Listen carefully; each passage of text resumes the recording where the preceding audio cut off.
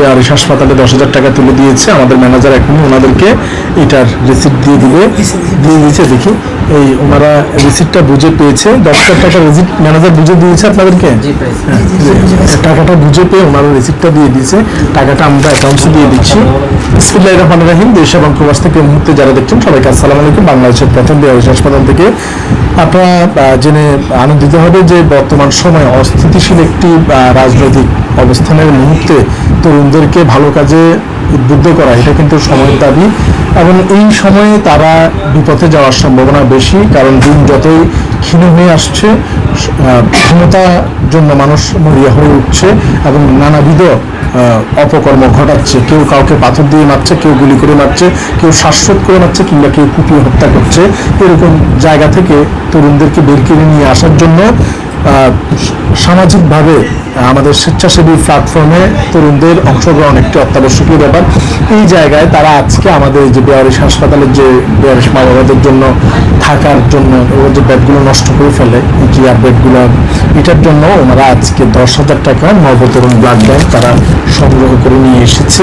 এবং এই যে অর্থটা তারা ইচ্ছে করলে অনেক বিভিন্নভাবে তারা করতে পারতো, কিন্তু তা না করে তারা যে বেয়ারিশ মানুষের পাশে এসে দাঁড়ালো, তাদের মনের মধ্যে যে বেয়ারিশ মানুষরা আছে এবং তাদের প্রতি চিন্তা করে এবং তাদের জন্য এখনো ওনাদের অন্তরে যেটা রয়েছে সুপ্ত ভালোবাসা, সেটা থাকার কথা হচ্ছে বড় বড় শিল্পপতি কিংবা বড় বড় যারা আছে তাদের কাছে, কিন্তু তাদের ছিটেফোঁটাও নাই। যদি ছিটেফোঁটা থাকতো তাহলে বাংলাদেশে একটি হলে বেয়ারিশ হাসপাতাল থাকতো, কিন্তু বিগত সরকার থেকে এখন পর্যন্ত কেউ বেয়ারিশ হাসপাতালের দরকার তো দূরের কথা, বড়টা শব্দটা উচ্চারণ কারো মুখ থেকে বের হয় নাই। কারণ যারা নিঃস্ব বেয়ারিশ পথে পড়ে আছে তারা ভোট দিতে পারে না, কারো কাছে যাইতে পারে না, চাইতে পারে না, কিন্তু বিভিন্ন কাজে দেশ এগিয়ে যাচ্ছে, কিন্তু বেয়ারিশ মানুষদের জন্য কিছু হচ্ছে না। তাই তরুণরা যেভাবে চিন্তা করে, এই চিন্তা যাতে আমাদের বড় বড় মানুষের মাথায় আসে।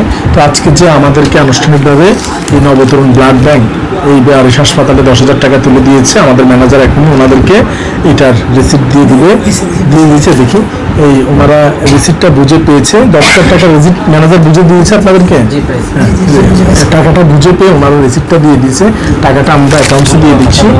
অ্যাকাউন্টসে টাকাটা বুঝে পেল, এবং এই যে এই কাজটা করতে পেরে বেয়ারিশ মানুষদের পাশে থাকতে পেরে আপনার অনুভূতিটা কি? আপনি সংস্থার কি দায়িত্বে আছেন? আমি রক্তদাতা বিষয়ক সম্পাদক হিসেবে দায়িত্ব পালন করছি নবতরুণ ব্লাড ব্যাংক। এটি যদিও হাটহাজারী থেকে পরিচালিত, তবে উত্তর চট্টগ্রামে অর্থাৎ হাটহাজারী, ফটিকছড়ি, লাউজান সহ পুরো চট্টগ্রামে বলা যায় আমাদের 2 হতে 3 জন ডোনার প্রতিদিনই থাকে, আমরা ম্যানেজ করে দেই। অর্থাৎ এটি অনেকটা আপনাদেরই মতো মানুষের বিপদে কাজে লাগে। তো এইরকম একটি সংগঠন থেকে আমরা যারা সদস্যবৃন্দ রয়েছি তারা একটি চিন্তা ভাবনা করলাম যে, যদি বলতে চাই যে আপনার একটি ভিডিও দেখলাম যে ম্যাট্রিক্স প্রয়োজন বেয়ারিশ মা বাবাদের জন্য, তো দান যদি এখানে না করি কোথায় করবো? তো সেই জিনিসটি থেকে আমরা চিন্তা করলাম যে যারা সদস্যবৃন্দ রয়েছি একটা ফান্ড কালেকশন করব। তো সেই চিন্তাধারা থেকে আমরা ফেসবুকে বলেন, বিভিন্ন সোশ্যাল মিডিয়া প্ল্যাটফর্ম এবং নিজ ব্যক্তি উদ্যোগেই আমরা চেষ্টা করেছি যে টাকা ফান্ড কালেকশন করার জন্য। তো আজকেই সেটি আপনার সামনে এনেছি, এবং এই টাকাটা কিন্তু কিছু আমাদের থাকলেও এটি কিন্তু মানুষ আমাদের দান করেছে, বিশ্বাসের সহিত দান করেছে।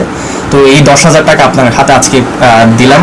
আমরা আমাদের পক্ষ থেকে আশা থাকবে আপনি এটি মানবিক কাজে ব্যয় করবেন, এবং সেই সাথে আমরা নবতরুণ ব্লাড ব্যাংক কাজ করছি। পাশাপাশি যারা অসহায়, দরিদ্র, হতদরিদ্র, যারা চিকিৎসার অভাবে টাকার অভাবে চিকিৎসা করাতে পারছে না, এবং বিভিন্ন অসহায় দরিদ্র তাদের পাশেই দাঁড়ানোর জন্য আমাদের এই নবতরুণ ব্লাড ব্যাংক উত্তর চট্টগ্রামে কাজ করে যাচ্ছে।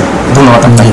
ধন্যবাদ। এই ধরনের সামাজিক মানবিক কাজে তরুণরা যদি এগিয়ে আসে, হয়তো আমরা একটি সুন্দর মানবিক বাংলাদেশের স্বপ্ন দেখব। তো ভাইয়া, আজকে এখানে এসে ভালো কাজটি করতে পেরে আপনার কেমন লাগছে, আর আপনি কি পদবিতে আছেন একটু জানাবেন?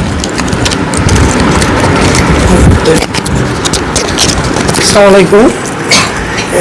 দেশ ও প্রবাসে যারা সংযুক্ত আছেন, যারা ভিডিওটি দেখতেছেন এবং পরবর্তী ভিডিওটি দেখবেন, সবাইকে বেয়ারিশ চিকিৎসা ও পুনর্বাসন কেন্দ্র এবং মানবিক শওকত ভাই জানিতে পরিচিত মানবিক প্রেরণা, যাকে দেখে, যার কার্যক্রম দেখে আমরা উদ্বুদ্ধ হয়ে মানবিক কাজে অনেক যুবক যারা শওকত ভাইকে দেখে মানবিক কাজে উদ্বুদ্ধ হয়েছে, এবং আমরা যারা এসেছি হাটহাজারী নবতরুণ ব্লাড ব্যাংক পরিবারের পক্ষ থেকে এসেছি। সবাইকে ধন্যবাদ জানাচ্ছি। আমার নাম মোহাম্মদ নুরুল ইসলাম রাশেদ।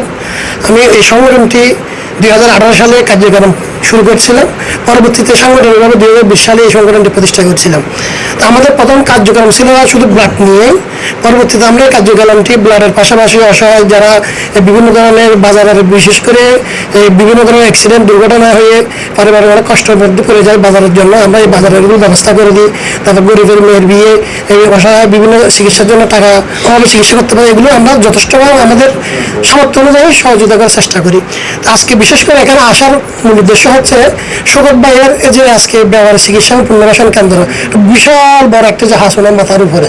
তো উনি এটা প্রতিষ্ঠা করলেও ওনার পক্ষে কখনো একা এই জাহাজটা আমরা যদি পাশাপাশি সে সহযোগিতা না করি, আমরা যদি এটা দেখে ঘুরে না যাই, আপনারা যারা বিত্তমান আছেন সমাজের মধ্যে, মানবিক সংগঠন আছে, স্বেচ্ছাসেবক যারা আছেন, তারা যদি সহযোগিতা না করেন তখন শওকত ভাইয়ের একার পক্ষে এই বোঝাটা চালানো সম্ভব না। তো আমরা এসে আমি মনে করি আমাদের যে আজকে অ্যামাউন্টটা দিচ্ছে এটা সামান্য একটা অ্যামাউন্ট। শওকত ভাইয়ের এই যে প্রতিদিনের যে খরচ, 85 জন ব্যক্তি, তার মধ্যে তারা যাদেরকে দেখভাল সবগুলো মিলে 100+ লোক আছে, এদের খাবার দাবার নাস্তা সবগুলো মিলে অনেক টাকা খরচ, প্রতিদিনের খরচ। এই 10,000 টাকা একটা সামান্য, যারা বিত্তমান আছে তাদের জন্য চা নাস্তার খরচ এই 10,000 টাকা। তো আমি একটা কথা সবসময় মানবিক সংগঠনে বলে থাকি, আমাদের সমাজের মধ্যে কিন্তু আমাদের দৃষ্টিতে ধনী সে না যার কাছে বাড়ি গাড়ি ধন সম্পদ আছে, আমার দৃষ্টিতে কিন্তু ধনী সে যে টাকা পয়সা টাকার পরেও তার আশেপাশের মানুষের খোঁজখবর রাখে। আমার দৃষ্টিতে কিন্তু গরিব সে না যার কাছে বাড়ি গাড়ি নাই, আমার দৃষ্টিতে গরিব সে টাকা পয়সা টাকা সত্ত্বেও তার আশেপাশের মানুষের অসহায় থাকে, খোঁজখবর নেয় না। আজকে শওকত ভাই উনি পুলিশের চাকরি ছেড়ে আজকে এখানে শ্রম দিয়ে যাচ্ছেন। তো উনি চাইলে তো উনি উন্নত জীবনযাপন করতে পারতেন, ওর পরিবার নিয়ে থাকতে পারতেন, কিন্তু উনি এই যে ব্যবহারিক মানুষদের পাশে সেবা দিয়ে যাচ্ছেন, এটা আল্লাহ কোরআন হাদিস পাকে আল্লাহ পাক ইরশাদ করেছেন মানুষের মধ্যে সর্বোচ্চ উত্তম যে মানুষের সেবা করে। আমি মনে করি এর থেকে বড় মাধ্যম আর কিছু হতে পারে না, স্বেচ্ছাসেবক প্ল্যাটফর্ম এর থেকে বড় কোনো মাধ্যম হতে পারে না। তো আমি সবাই যারা ভিডিওতে দেখবেন সবার কাছে অনুরোধ জানাবো, আজকে আমরা নবতরুণ ব্লাড ব্যাংক পরিবার থেকে এসেছি, সামান্য সহযোগিতা করেছি। আপনারা যারা ভিডিওতে দেখবেন সেবাশ্রী সংগঠন যারাগুলো আছে, যতগুলো আছে, এবং সমাজের মধ্যে বিত্তমান যারা আছে, সামাজিক ব্যক্তিত্ব যারা আছে, আপনারা এখানে এসে সহযোগিতা না করেন অন্তত ঘুরে যাবেন, ঘুরে এসে আপনার অনুভূতি এগুলো দেখলে বুঝতে পারবেন সমাজের মধ্যে আপনার অবস্থান কি, এদের অবস্থান কি। আমরা অনেক সুখে আছি আলহামদুলিল্লাহ, কিন্তু এখানে এসে দেখতে পারবেন তাদের কি পরিস্থিতি। তো সবার প্রতি অনুরোধ জানাবো আপনারা এখানে সবাই ঘুরে যাবেন। আজকে আমাদের সংগঠন থেকে যারা আসেন সবার নাম উল্লেখ করতেছি না, সবাইকে অসংখ্য ধন্যবাদ জানাচ্ছি। শওকত ভাই আমাদেরকে সময় দিয়েছেন, তাকেও অসংখ্য ধন্যবাদ জানাচ্ছি। এখানে চিকিৎসা কেন্দ্রের ম্যানেজার আমাদের পরিচিত ভাই আবু তৈব ভাইকে অসংখ্য ধন্যবাদ জানাচ্ছি। আমাদের স্বেচ্ছাসেবক অনেক কাজ করে যাচ্ছে, তারপর ধন্যবাদ জানাচ্ছি। ধন্যবাদ সবাইকে। আসসালামু আলাইকুম রহমতুল্লাহি ওয়া বারাকাতুহু।